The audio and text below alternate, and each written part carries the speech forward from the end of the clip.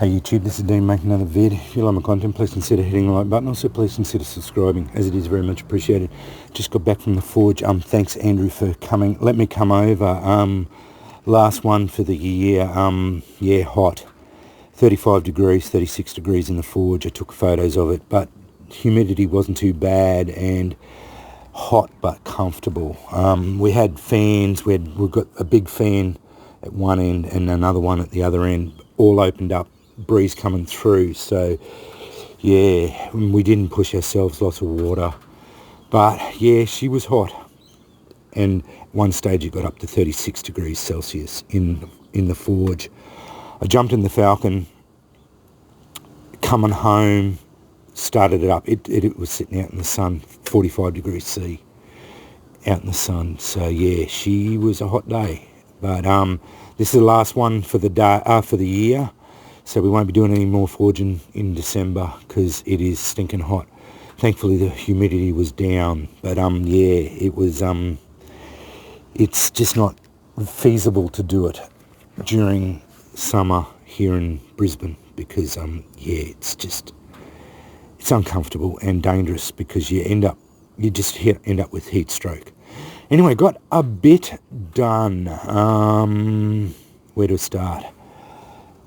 I wanted to get the knife done, but I wasn't pushing myself. We've got to glue the handle pieces on, let the glue set, and do it. And yeah, have a look at the pieces of. I don't know if they're micarta or G10, but Andrew gave me these beautiful pieces of synthetic handle scales, blue with a pattern on it, and I am blown away by these scales. They are beautiful, and this is going to be a formidable, beautiful piece of knife when it's finished. So yeah, it's all glued up at the moment. Got the pins in. It's got 2 tube pins. So the thinking was I was going to put a lanyard on it, but then Andrew said, well, if you put a tube in it, you can run a lanyard through here, and you can still run a lanyard if you want to, but if you look, the lanyard will go through where my hand is, but I'm not going to worry about a lanyard on this size knife. It probably needs it because it's a thick piece of metal, but I should have drifted one. If I was going to drift one, I was probably going to drift it through here, and I was getting sick of drifting through this thick bit of what could be 1095 or W1, and yeah, it was just annoying me, and so I didn't worry about it. But I'm glad I put tube pins on this knife because I think they're going to look really good. And yeah, this handle scales with the pattern on it, blue pattern, looks really, really schmick. I am very happy with that. This will be finished in January. After December, we're not forging again, as I mentioned at the beginning of the video.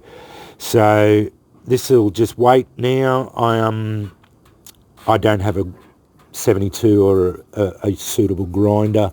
I could do the grind work here if I did, but I don't, so it's a moot point.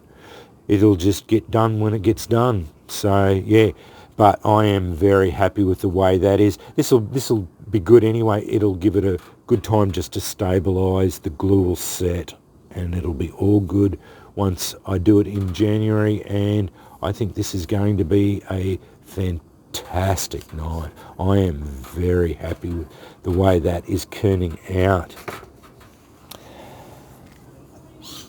Very happy with this.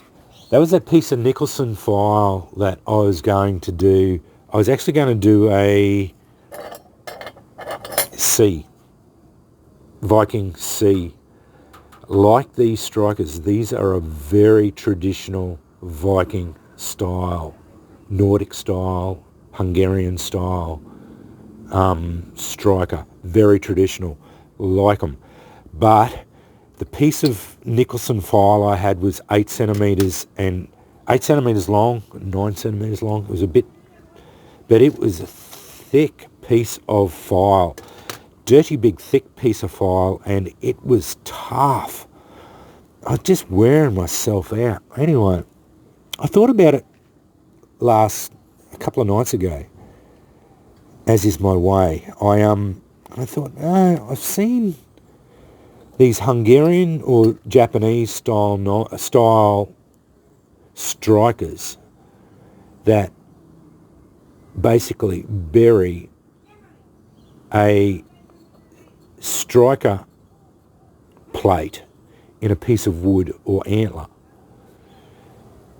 I was going to do it because Andrew's given me a beautiful rack, and I was going to do it with antler, but I was talking to him today because I was looking online yesterday and I saw some bog oak, and there was a beautiful piece of bog oak for $30, and I nearly bought it. But then I was talking to Andrew today, and he gave me this piece of rosewood, which I think will be a beautiful piece of wood. And so I did this with that piece of, it was basically, I think it was 9 centimetres long. It was a bit higher, so it was about that big, but 9 centimetres long piece of Nicholson file, 7mm, 8mm thick. Really thick piece, as you can see, really thick. Anyway, I drew it out to about this long, squared it up, and then thickened it up even thicker. I actually haven't measured it. And then dropped it over, and this is what it's turned out to be. So it basically will go, I will bury it into that piece of rosewood, and that's a striker plate which will be mounted into there, and it'll sit about like that. And then I'll shape this into, and you hold on to the striker with a piece of wood like that, and the striker plate, I'll probably cut it down a little bit, probably down there, cut a little bit off the arse end here, cut like that, and have there, and then probably just round this off a little bit, just chamfer it off here, chamfer it off there, and glue that in there, and away you go. And that's what it'll look like, but it'll be buried in evenly in the middle of that piece of wood.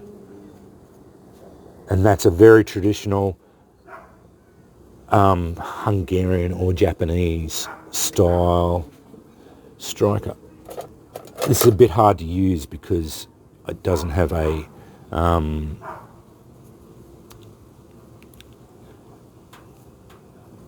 handle on it. Sparks really well. This Nicholson file, have a look at that. And that's just without a handle on it. But this was a way to save on metal and have a nice strike plate without worrying about it. So I don't think I'll be able to get it. I won't worry about that ember. I was going to get an ember with it, but I don't need to. I'll wait until it's all buried in the wood, and I cut some slots in there just so the glue will get. I cleaned it all up, cut some nice chamfers in there. I did have a little crack running there, so I cut a nice deep in there. I don't know what it was, out of a file, so the file teeth do put a bit of stress fractures in there, but it survived the quench, no problems. Water quenched. It sparks really well. it even sparks better. It'll spark better when I can hold on to it properly.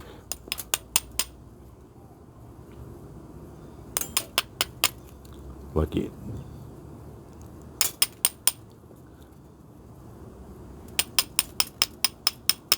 Like if you're driving sparks off it, it sparks really well. But yeah, so I'm very happy with it. I've got my own mark on it. You can still see a few of the file marks on it.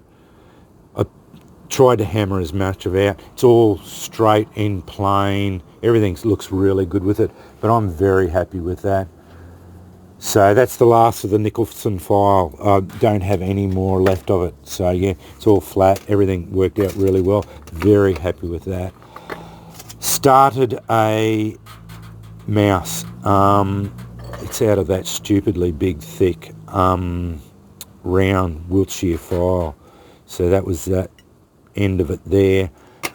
Yeah, but it's only going to be a little one. It's a little mouse, so that's my smallest one that I did. But I made the body a bit smaller, but it's out of that big, thick file. So got the eyes straight. It looks a bit crap at the moment because, yeah, it's out of the forge. But the tail's a bit thick, but I'm a bit thick too. But I'm going to drive the tail over. You see what I'm doing. The tail will drive over and I'll put the curl that tail up over. But the tail's nice and thick, so I'll be able to hold on to it.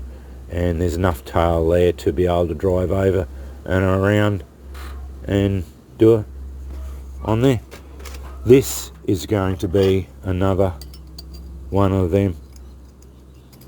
But as Andrew said, it's a better idea to take a little bit off the files so that when you're drawing it out, you don't have to draw out so much material because all you're doing is wearing yourself out. But as I said, these are, as I said, we're not doing any more. That's just end bits. I'm going to make a all striker out of that one. I don't know what I'm going to do with that. It deserves to be made into something, but it's a nice big thick Nicholson file. So yeah, Wiltshire file. Don't know. As I said, that's the last session for this year, so we are not doing any more. Yeah, so that's what I got done at the forge. Very happy with what we did. Yeah, just took it easy. I'm quite tired, as you can hear. My nieces are here, so yeah, they're running around like mad idiots downstairs. Anyway, it's all good. Joys of having kids around. Yeah, so yeah, we just took it easy, and yeah, thankfully I didn't get heat stroke or anything like that. But yeah, very hot, very, very hot. Yeah, I think this one's going to turn out good. The tail's pretty thick, but yeah, I like thick strikers. But with these, I found you've got to have something thick to hold on to. Otherwise, they don't work very well. And yeah, I'm just going to make sure yeah, those eyes aren't even in the right. They're in the right thing. They look a little bit skew-if, but I am a bit skew-if too. I might drive that one in. I might drive that in a bit deeper, and that might even it up a bit more because this one is driven in deep. So I'll just drive this one down deeper this way, and that'll even it up better, and they'll look better then. Yeah, I will. That's what I'll do, because at the moment it's sitting off and it's not even. So yeah, I'll do that. But they do look like lizards actually, not mice. So I might call it a lizard. But I do have to make sure I put my O on it. This has got enough room to put an O on it. I have to put my O on there. I did put my O on that one. So yeah, very happy with the way that turned out. This is going to look really good. But as I said, we won't be doing any more until January. So yeah, that's it for the forge for this year. Very productive. And as I was talking to Andrew today, I think I've been doing it for 3 years now. So yeah, I'm glad the way my skills are progressing, and I'm having so much fun.